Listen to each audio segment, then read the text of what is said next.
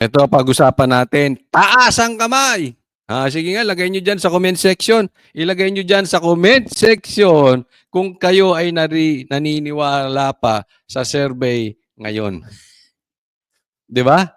I mean, sa survey nila, lamang ang bangag senators. Pero ang pinagkakaguluhan, si Sara. Ang kampanya ni Sara at PDP, napakadaming tao. Hindi lang sa Pilipinas, kundi pati sa ibang bansa. Hindi lang sa Maynila, kundi sa iba't ibang panig ng Pilipinas. Samantalang hindi sila makapagkampanya ng maayos, nilalangaw pa. At yung vibes sa loob, tahimik. Doon, sa vibes ng kampanya ng mga Duterte, matindi. Talagang sila, talagang sumusuporta, naiiyak, sumisigaw, naghihiyawan, lahat na po. Labas ang pawis, lahat ang suporta. Tapos may trust rating, lamang si Marcos kay Sara. O pakinggan natin, pambihira. Bumaba ang trust rating pero karamihan pa rin daw sa mga Pilipino nagtitiwala kay Pangulong Bumaba ang trust rating pero karamihan naniniwala pa rin kay Marcos. Anong sa tingin ko dyan? Spin nila yan. Pakonsuelo de Bobo sa Kastila. Kastila ba yun? Parang, sige, pagbigyan natin, kunwari, bumaba tayo. Pero, in totality, lamang pa rin tayo.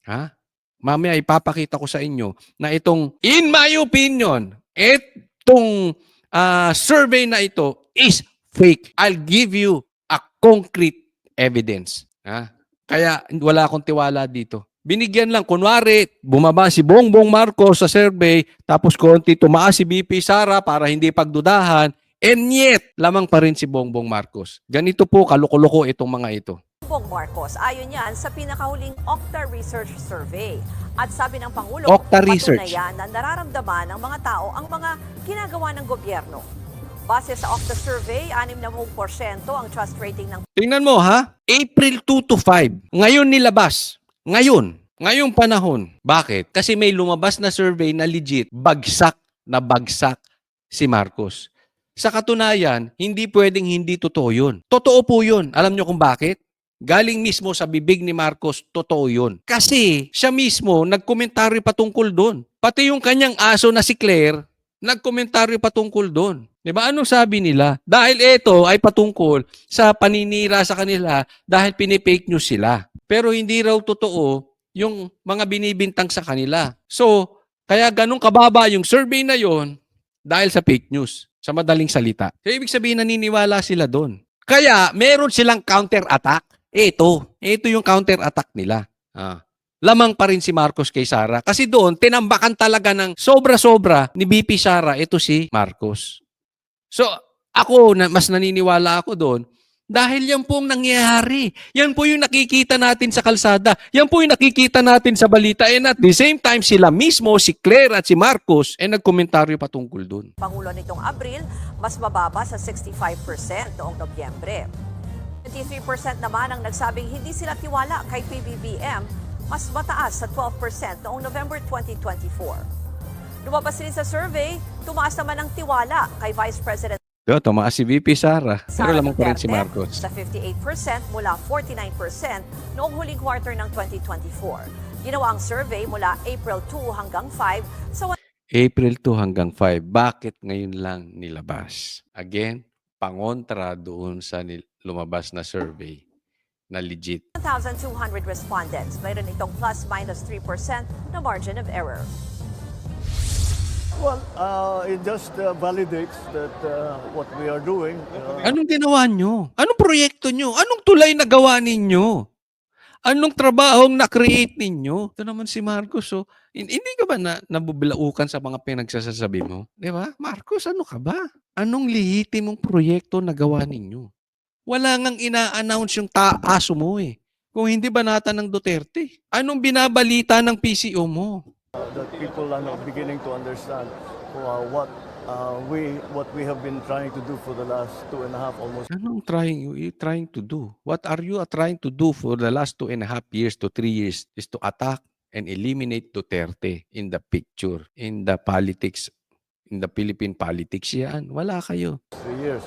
So it continues to inspire me because it shows that we're making progress. At mabuti naman at nakikita ng taong bayan kung ano yung ginagawa natin at paano makakatulong ito sa pampaganda sa kanilang mga buhay. Ay, nako. Ngayon, papatunayan ko sa inyo. Okay? Bakit fake news ito? Bakit sa tingin ko, in my opinion, Claire, fake survey ito. Tingnan nyo po, observe nyo po ha. Ito po ay lilabas na survey. Bago po ito eh. Top performing branch of government. Ito nilabas mismo sa Facebook page ng House of Representatives. So galing po ito sa kanila. Ang pinaka-top branch ay House of Representatives ni Tamba. Sumunod ang COMELEC, sumunod ang Office of the President, sumunod ang Supreme Court, sumunod ang Senate, kulelat ang Office of the Vice President. Natutuwa sila kay Tamba. Sa totoo lang, hindi nga tumataas sa survey ito si Tamba. Ayaw nga ng taong bayan dito kay Tamba. And yet, tumataas ang tiwala sa House of Representatives. Sasabihin nyo, Coach Oli, iba naman yun. Buong opisina yun. Hindi lang this is about Tamba. But still, ang tiwala ng taong bayan kay Tamba at saka sa House, napakataas. Number 1. Diba? Even above the Senate, even above the Office of the Vice President. Kalukuhan yan. At ito, bago po itong survey na ito ay kalalabas lang. Titingnan natin ha. Basta ito ay kalalabas lang. So, questionable yung April 2 to 5 na nilabas nung kaninang pinakita kong survey, tapos ito bago. So ito, optics po ito. Ha? Ito ang spin na ginagawa ng gobyerno ngayon na leaning towards doon nga sa election.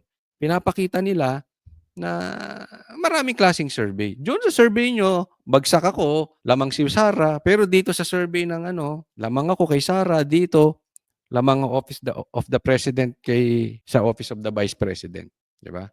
Ang nagkamali sila dito, nilagay nila sa top ang House of Representatives. Which I really don't believe.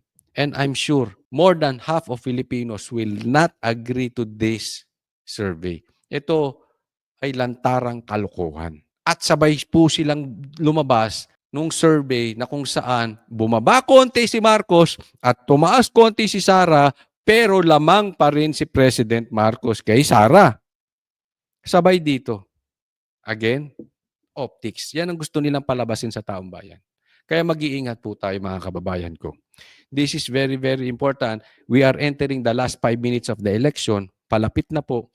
Importante, ulitin ko, hindi po natin lang iboto ang Duterte. Importante na wag na natin hayaan na may isumingit pa. Kaya ako I will not agree na voting for Jaime Marcos. No? Kasi posibleng may malaglag pang Duterte eh. At the same time, kailangan nating tambakan. Yan lang ang panlaban natin sa daya. May mga sinasabi nga na even si PRRD ay dinaya nung panahong siya'y naging presidente, kaya lang masyadong malaki ang lamang. No? Kaya kailangan po ganyan po ang gawin natin. Tambakan natin. Huwag lang po natin silang iboto. Magsama-sama po tayo, ikampanya po natin ang Duterte. We make sure Duterte po. Importante, that is very important. Hindi po 9, hindi po 8, hindi po 7, kung hindi yung 10 mismo. Kaya kalokohan na itong mga survey na ito. Ito ay piniprepare lang. Mind conditioning kung sakali magkaroon ng pandaraya. Ako, hamon ko lang. Si VP Sara nag-iikot. At may napapanood akong siya'y pinagkakaguluhan. Sana mag-ikot din to si Marcos. To back up this survey. Pakita ninyo yung crowd. Pakita nyo yung top shot kung maraming nag-a-attend ng rally ninyo. Mag-ikot si Marcos, wag lang sa mga Ilocano. Mag-ikot siya sa ibang lugar. Wag lang sa norte. Wag lang dyan sa Solids North. Mag-ikot siya gaya ni VP Sara. Back upan nyo na mataas ang tiwala ng taong bayan sa inyo kung kayo'y pinagkakaguluhan. Subukan mo. Mag-ikot ka. Isama mo si Tamba representing the House of Representatives kung pinagkakaguluhan. Sasabihin ko sa inyo, hindi nyo kaya yung hamon namin. Bakit? Hindi kayo pagkakaguluhan ni VP Sara. That's why, in my opinion, kalokohan talaga itong mga survey na ito. Ito po ay lantarang pagsisinungaling. Hindi po ako naniniwala dito. Balikan po natin yung sinasabi natin kanina. Una, huwag naman sana nating hayaan. Totoo man to or hindi, tanong po natin kay Marcos. Totoo bang nag-aalyansa na po kayo at ang CPP-NPA at ang ICC para ipahuli si BP Sara? Yan po ang katanungan. Pangalawa, IME. Ito in my opinion, or maybe the opinion ng mga Duterte, mga Duterte supporters na hindi naging IME-natics ever at hindi nabudol. What you are doing is good, pero kailangan may action yan. Hindi porket, kasi may nagsasabi na iinsulto raw si Aimee, kinakain na niya yung pride niya, para lang talagang masuportahan ang pinaglalaban ng taong bayan. Even to the point na sinabihan siya ni BP Sara na magpalit na ng apelyido at sinakripisyo niya yung kanyang pangalan. At tatawa-tawa na lang siya. Ako po hindi ako naniniwala doon. That is sacrifice on the part of Aimee. You know how I see it? I see it as a promotion coming from BP Sara. Ganun po mag-promote ang Duterte. Tatandaan po natin. Paano promote ni PRRD si Ipe? Di ba? Nagustuhan daw niya yung mga dating pakikipagtalik sa pelikula ni Ipe. That is not an insult. That is promotion. So yung kay BP Sara nagsasabi, sinasakripisyo niya na ganyan-ganyan dahil iniinsulto siya sa rally mismo ni Sara, binabanatan mismo ni BP. I don't believe that. That is promotion for Aimee. Kung gusto niyo iboto si Aimee, it's up to you. Hindi naman po diktador ang Banateros. Ang sinasabi lang po namin, iingat po tayo. Kasi even before, pre-promote ni BP Sara si Marcos, si Bongbong. Ingat na po tayo. Ha? Kailangan, lagi, ang proteksyon natin sa budol is gawa muna, resibo, action muna, bago boto.